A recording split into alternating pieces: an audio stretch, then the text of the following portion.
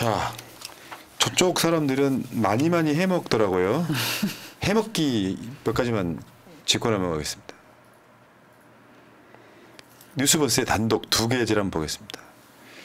임기 만료 사장과 은퇴 대상 간부가 동해유전 프로젝트 진행.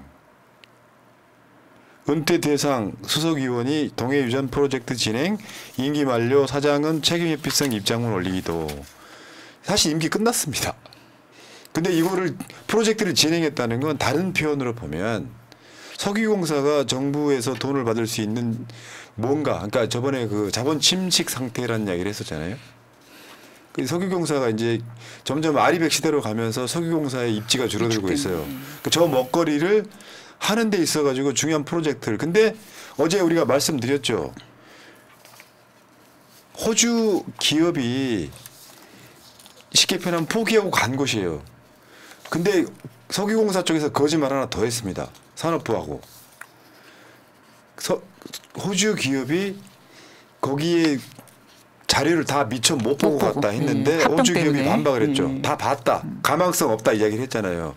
그러니까 어제 우리가 새날 단독처럼 냈던 것 중에 저 아브레뉴의 지인 관계가 있었던 거예요. 아브레뉴의 그러니까 지인인 사람이, 공동 논문 저자인 사람이 그 동해 유전을 쉽게 표현하면 이제 분석하고 하는 그 쉽게 표현할게 심사위원단에 있었던 거고요. 그 심사위원단에 있었던 그 사람의 제자가 석유공사 직원인 거예요. 그랬더니 이게 어제 나왔던 보도는 그런 거 아니에요. 저거 딱 자료를 몇 개 보여주니까 아브레뉴가 여기 석유 나옵니다 했다는 거 아니야. 그 한마디에 17억이 넘는 돈을 이 사람한테 바로 일시불로 지급합니다. 그러니까 얘네들이 지금 석유공사 퇴원하고 임원하는 사람들이 사실은 자기 먹거리 때문에 만들어진 사건인데 이거를 윤석열이 덥석 받았죠. 덥석 받아서 지금 그렇게 보인다 이런 거고. 저 지금 앞에 설명하고 있는 사람 이름이 곽원준입니다. 수석위원인데 이거 재밌더라고요. 이게 뭐냐면 2010년하고 2012년에 캐나다 하베스트, 여러분들 자원외교에 등장하죠.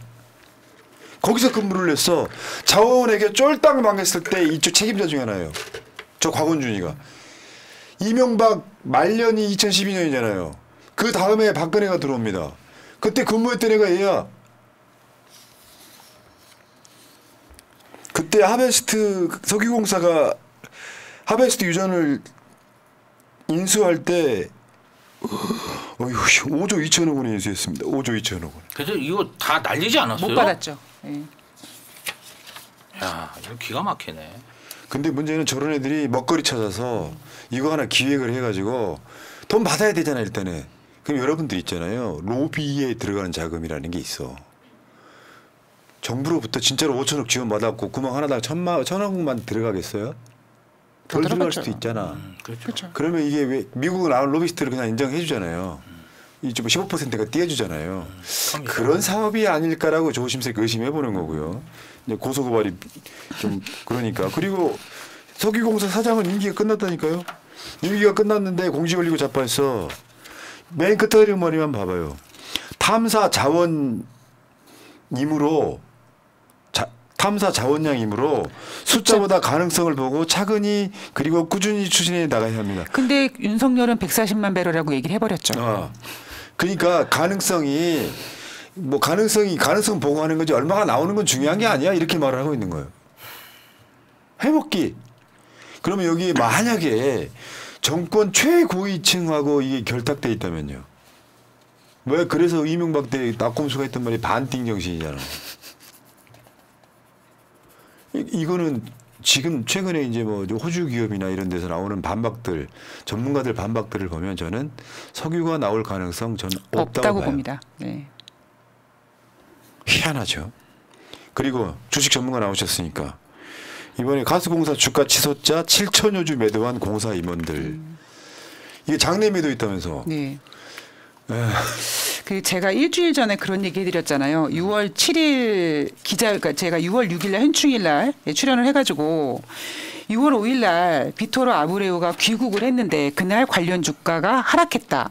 근데 이게 좀 냄새가 나는 이유가 뭐냐면 6월 6일 현충일 즉 주식시장이 열리지 않는 날 기자회견을 안 하고 6월 7일 기자회견이 열린 걸 보면서 아 얘네가 마지막으로 이렇게 끌어올려서 개인들을 이렇게 달라붙게 해서 물량을 털려고 하나 보다. 그런 냄새가 난다라고 했는데 이 임원들이 장내 매매를 한 걸 보면은요. 일단 5일 날 일부 털었고요. 임원들이. 그리고 5일 날 나 못 팔았어? 그러면 6월 7일 날 나머지를 다 텁니다. 그러니까 제가 약간 소설을 써보자면 5월 31일 날 윤석열 갤럽 21% 나오면서 윤석열이 약간 좀 똥줄 탔겠죠. 그러니까 6월 3일 날 윤석열이 최초의 국정 브리핑을 해서 액트지오를 언급하고 그리고 이제 비토르 아브리오가 오면서 이런 일이 벌어지지 않았습니까? 저는 윤석열과 김건희가 주가 조작에 관여했다고 보지는 않고요. 오히려 이렇게 한국석유공사는 계속 얘네들은 예산을 받기 위해서 석유를 계속 탐사하고 이런 과정이 있었는데 뭔가 기회가 왔고 얘네들끼리 자기네들끼리 아까 그 곽원준 같은 경우 기회가 왔으니까 뭔가 해먹으려고 플랜을 딱 짰는데 거기에 누가 있습니까? 검찰 출신 한국석유공사 사회이사 박공우가 있었잖아요. 그렇지. 그래서 이런 이야기를 듣고 혹시 박공우가 윤석열한테 소스를 준 게 아닌가. 그래서 윤석열이 석유가 나온다고 해가지고 그거를 더 수치를 막 키우고 숫자를 만들어가지고 본인이 직접 국정 브리핑을 한 게 아닌가라는 생각이 드는 거죠. 그러니까 이거는 이렇게도 보여요.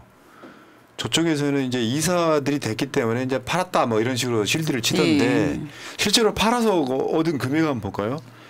김천수 경영지원본부장 1억 1,828만 원. 홍석주 공급본부장 8,494만 원. 그리고 비상임 이사인 이주찬은 그래도 934만 원 정도 됩니다. 그러니까 이거는 그러면 이 사람들이 최근에 뭐 이사가 되고 이런 상황도 아닌데 이런 식으로 실드를 치고 있으면 냄새가 날 수밖에 없잖아요. 그러니까 이들이 왜 매도를 했겠습니까? 자기네들이 여기에 임원으로 있으면서 아무리 봐도 석유가 나올 가능성이 없는데 주가는 상한가 갔으니까 일단 정리하고 보자. 그리고 얘네들도 가능성이 없다고 본 건 거죠. 그 장내 매도하면 수수료 같은 것이 훨씬 싸죠. 당연히 싸죠. 그런데 진짜 이분들 어떻게 이런 급등할 때 주식을 팔 수가 있습니까? 저는 진짜 이거 진짜 그러니까, 도덕성이 진짜 그러니까 뭐 하나 갖고 이득 보는 해먹기가 어마어마해. 아니 이게 그래도 이분들은 공공기관 다니시는 분들이잖아요. 어떻게 이렇게 합니까? 네. 공공기관에 다니시는 분들이. 아유. 그리고 하나 더 제가 내일은요 오랜만에 양희원 의원하고 저 최근에 아리백이라든지 뭐 핵발전소 이야기를 좀 할 건데요. 이번에 전북 부안에서 지진 났잖아요. 근데 이게 심각해. 내가 봤을 땐 그래. 근데 그 전북 부안이 한빛 원전과 가까워요. 문제는 일단 지도 한번 보여주세요.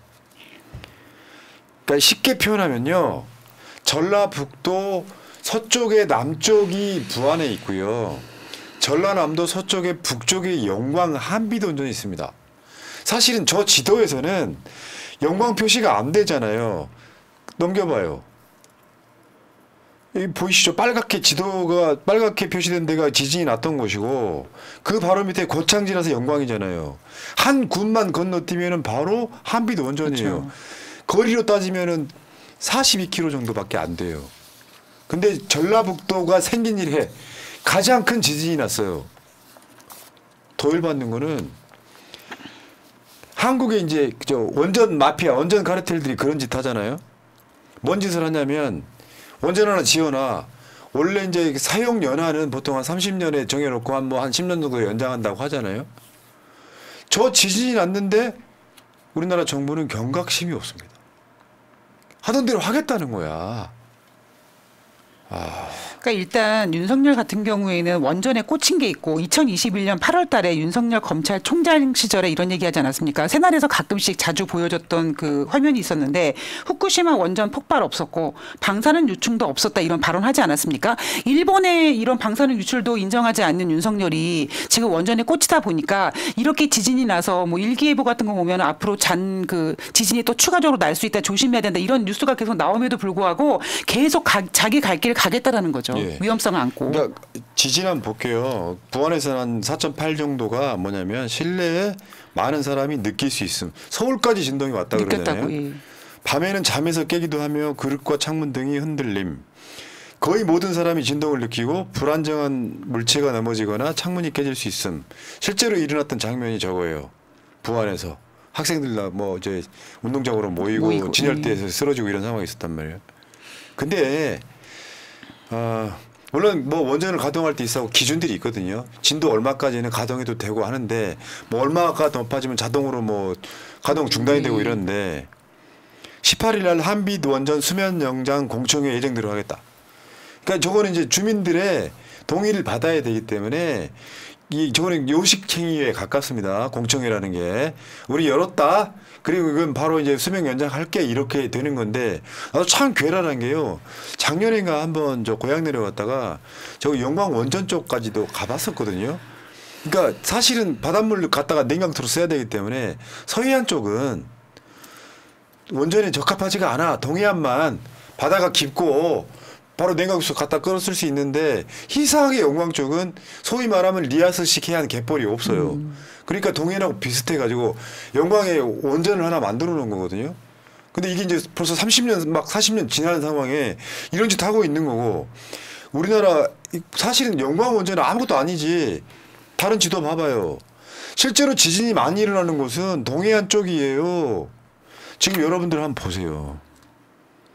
한울원전, 월성원전, 세울원전, 고리원전, 특히 부산에 아예 있는 고리원전 같은 게 진짜 위험한 거란 말이에요. 근데 지진은 점점점 많아지고 있어. 근데 문제는 석유가 개발됐다고 하면서 와 이번에 그 아리백 그 책임자가 한 말이 그런 거잖아요. 그래 원전은 탄소 안 나오는 게 맞아. 탈탄소는 맞는데 원전에 집중을 하면 신재생 에너지의 비중이 줄어드는 거거든요. OECD 37개 국가 중에 한국이 꼴찌야. 그러니까 전 세계에서 원전을 친환경 에너지로 분류한 건 윤석열 정권이 유일하죠. 그런데 지금 탄소 발생에 있어가지고 화석 에너지 대표적인 게 석탄과 석유잖아요. 석유가 난다고 그 지랄하면서 월요일 날 되자마자 지지율이 막 그 상황에 득달같이 막 나와가지고 석유 납니다라고 하고 자빠지고 있으면 이게 국민들이 생각이 있으면 욕을 해야 돼. 왜 있잖아요. 석유로 화력발전소에서 석유로 전기를 만들잖아요. 그 전기로 자동차가 운행을 하면 그건 아리백 대상도 아니에요. 시작 전부터가 신재생 에너지여야 된다고. 그러니까 이번에 윤석열이 그 기자회견을 통해서 밝힌 수치들을 보면 석유가 정말 윤석열이 얘기한 대로 나온다면 브라질보다 더 많은 산유국이 되는 거고요. 가스 같은 경우에는 29년을 사용할 수 있다고 합니다. 한국에서. 문제는 뭐냐면 그렇게 진짜 개발돼서 발견돼서 사용할 수 있으면 모르겠는데 이미 전 세계적으로 지금 친환경 쪽으로 가고 있기 때문에 의미가 없다라는 거죠. 그러니까 이런 거예요. 대통령이라고 하는 자가 정말 부적합하다고 느끼는 건 대통령은 현안에 대해서 자기 마누라나 자기 본인의 거부권 행사하는 자리가 아니고요. 국가의 백년지 대계에서 그렇죠. 앞으로 미래를 위한 국가 설계를 해야 돼요. 집권하자마자 탈원전이 아니라 친원전으로 바꿔요. 그렇죠. 원전이 나쁜 건요. 탄소 발생을 안 해서가 아니라 위험성 때문에 그렇습니다. 지진이 났어 지금. 서해안 쪽에 전라북도에 역대급 지진이 났어요. 동해안 쪽에도 경주 포항 지진들 보셨잖아요. 그러면 후쿠시마 정도 상황이 발생을 해버린다고 하면 대한민국은 그냥 망하는 거예요. 일본이 뭐 GDP에서 한국한테 뒤졌다 이런 최근에 보도 나온 거 있잖아요. 그냥 일본은 망한 나라예요. 한국도 망하고 있었는데 한국이 망한 지점은 2년 지났고요. 어떤 새끼 취임한 그 시점부터 지났고 일본은 20여 년 전부터 망했어요. 거기다 결정타를 날린 게 후쿠시마 원전 폭발한 겁니다. 더 이상 재생이 안 돼요. 그 상황에서 친원전 만들어가지고 하는 이 상황에 그러면 미리 설계를 해줘야 될 거 아니야. 당장 내 때에 뭔가 효과가 안 나더라도 얘는 이게 없다는 게 문제야. 아리백 관련해서 누구나 다 그 국가가 갖고 있는 선택과 집중은 신재생 에너지에 예를 들면 100조를 쏟아붓는다. 그러면 원전을 살리려고 하면 그 100조를 써야 되는 게 50조밖에 못 쓰는 거예요. 그럼 50조만 써. 다른 나라들은 500조씩 쓰고 있는데 우리 지는 거란 말이에요. 왜 미래를 위한 준비를 안 하냐고. 희한한 정권 하나 들어선 거야. 역대 보수 정부도 이딴 식으로는 안 했단 말이에요. 그러니까 잘 모르시는 분들은 윤석열 잘한다 하겠지. 누가요? 왜? 잘 모르시는 분들. 아, 저는 그런 사람 못 봤습니다. 아니, 2번 찍으신 분들 있잖아. 왜 원전이 친환경이라고 생각하는 거야? 아니거든요. 이건 친환경 뭐 이런 차원의 문제를 떠나서 여러분의 목숨을 바로 위협할 수 있는 거야. 가슴을 쓸어내렸다니까? 한빛 원전이 전라북도에 가깝게 있다고요. 한빛 원전에 바로 넘어가면 고창이야. 수박으로 유명한데 거기 왜 변산반도 있고 막 그 라인이거든요. 정말 무서운 세상 살고 있는 겁니다. 아유, 자, 어쨌건 저는 이것들이 다 카르텔의 해먹기예요. 원전 마피아들의 카르텔 해먹기. 그거 보니까 석유공사도 석유 카르텔이네 보니까 거기에 휘둘리는 사람이 있고 그게 하도 할 게 없으니까 석유 같은 거 들고 나와서 지지율 방어하려고 하는 자가 있고. 근데 국민한테는 일도 도움이 안 되고. 그래서 이번 카르텔은 윤석열 대통령 때문에 망했습니다. 그렇죠. 드러났죠. 다 드러나가지고 조용히 해먹으려고 했는데 윤석열 때문에 드러났죠. 민주당 국회에서 잘 파악해가지고 좀 진상을 좀 파악했으면 좋겠습니다. 그 진도가 1위 올라갈 때마다 강도는 10배씩 커지거든요. 그렇죠.